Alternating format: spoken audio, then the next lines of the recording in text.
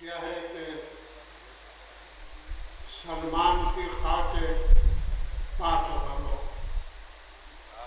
ایمان سمجھ میں آ جائے۔ سلمان کی خاطر پاک بنو، ایمان سمجھ میں آ جائے۔ تم نقطہ با تک پہنچو تو قرآن سمجھ میں آ جائے۔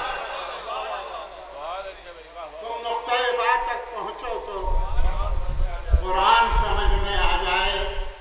اور ہم بزم میں اپنی ذکر علی اس واسطے کرتے رہتے ہیں، ہم بزم میں اپنی ذکر علی اس واسطے کرتے رہتے ہیں، مومن کی اور منافق کی پہچان سمجھ میں آ جائے۔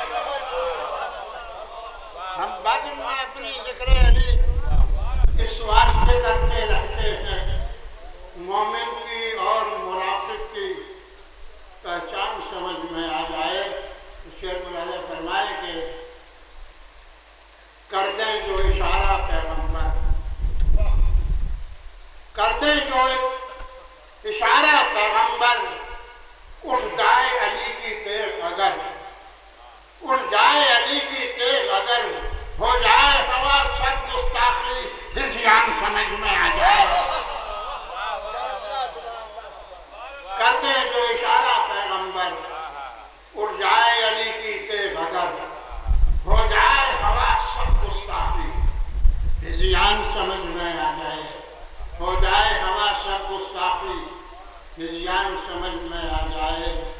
آخری شعر کے دستار خلافت مت دیکھو، جتنے بھی علی کے دشمن ہوں،